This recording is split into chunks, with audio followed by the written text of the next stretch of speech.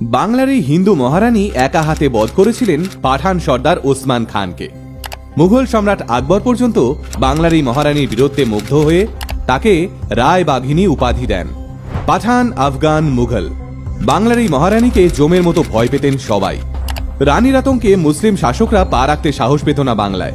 অথচ আমরা বাঙালি হয়েও মহারানী ভবশঙ্করীর সাহসিকতা সম্পর্কে প্রায় কিছুই জানি না। আর তাই আজকের ভিডিওতে আমরা কথা বলবো হাওড়া, হুগলি, বর্ধমান এবং মেদিনীপুরকে একা হাতে শাসন করা মহারানী রায়বাঘিনী ভবশঙ্করীকে নিয়ে, যার কাছে দেবী চণ্ডীর আশীর্বাদপ্রাপ্ত এমন এক তরোয়াল ছিল যে তরোয়ালের জোরে তিনি আটকে দিয়েছিলেন মোগল, পাঠান এবং আফগানদের, আর একাই রক্ষা করেছিলেন গোটা বাংলাকে। ভবশঙ্করী দেবীর জন্ম বাংলা ভূমির ভুরসুট রাজ্যে। তখন হাওড়া এবং হুগলি জেলাকে একত্রে ভুরসুট বলা হতো, কারণ তখন এখানে দেশের তাবর তাবর বণিক বা ভুরিরা বসবাস করতেন। এই ভুরসুট রাজ্যের পেঁড়ো দুর্গের সেনাপতি ছিলেন দীননাথ চৌধুরী, আর ভবশঙ্করী দেবী ছিলেন দীননাথের কন্যা। খুব অল্প বয়সে মা মারা যাওয়ায় বাবার কাছেই মানুষ হয়েছিলেন ছোট্ট ভবশঙ্করী। খুব অল্প বয়স থেকেই বাবার কাছে ঘোড়া চালানো, অস্ত্র চালানো এবং তীরন্দাজিতে পারদর্শী হয়ে ওঠেন। ভবশঙ্করী দেবী যখন বড় হন তখন ওর বিবাহ হয় ভুরসুটের রাজা রুদ্রনারায়ণের সঙ্গে।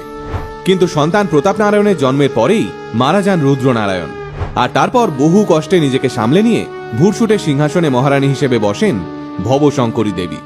সেই সময় সারা ভারতবর্ষে মুঘল, পাঠান আর আফগানরা মিলে লুটপাট চালাচ্ছে, দখল করে নিচ্ছে একটার পর একটা রাজ্য। বাংলাতেও তখন কিছু অংশে ঢুকে পড়েছে মুঘল এবং পাঠানরা। এদিকে সিংহাসনে বসার পর থেকেই হাওড়া এবং হুগলি ছাড়িয়ে বর্ধমান এবং মেদিনীপুরেও সাম্রাজ্য বিস্তার করে ফেলেন মহারানী ভবশঙ্করী। ছোটবেলা থেকেই দেবী চণ্ডীর পুজো করতেন মহারানী। লোকমতে দেবী চণ্ডীর আশীর্বাদ ছিল মহারানীর ওপর।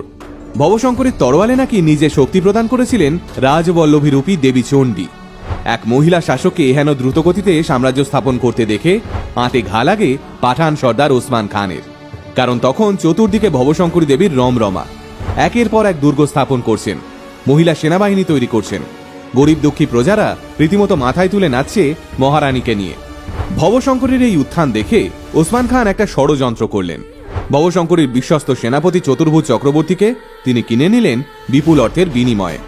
বিশ্বাসঘাতকতা করল চতুর্ভুজ। পান্ডুয়ার গড় ভবানীপুর ছিল ভুরসুট রাজ্যের রাজধানী। এই ভবানীপুর থেকে 14 মাইল দূরে বাঁশডিঙা গড়ের এক কালী মন্দিরে কিছু দেহরক্ষীকে সঙ্গে নিয়ে পুজো দিতে গেছিলেন মহারানী ভবশঙ্করী। চতুর্ভুজ সেই খবর দিয়ে দিয়েছিল ওসমান খানকে। সেই সন্ধ্যায় সদল বলে ভবশঙ্করীর ওপর আক্রমণ চালায় ওসমান খান।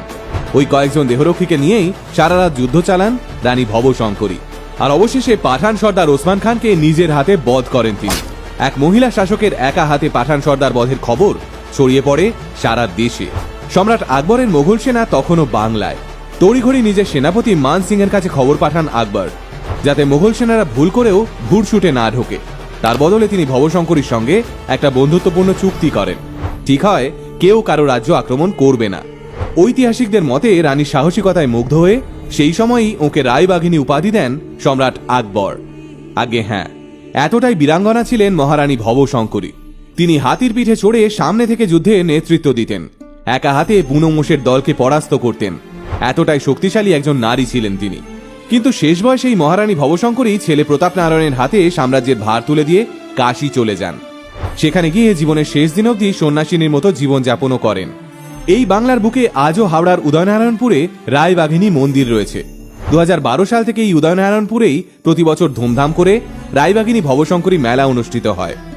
গড় ভবানীপুর জায়গাটাকেও আজ পর্যটন কেন্দ্র হিসেবে নতুন করে সাজানো হচ্ছে। তবে সত্যি কথা বলতে গেলে রায়বাঘিনী রানী ভবশঙ্করী যতটা সম্মান প্রাপ্য ছিল, ততটা সম্মান তিনি বাঙালিদের থেকে পাননি।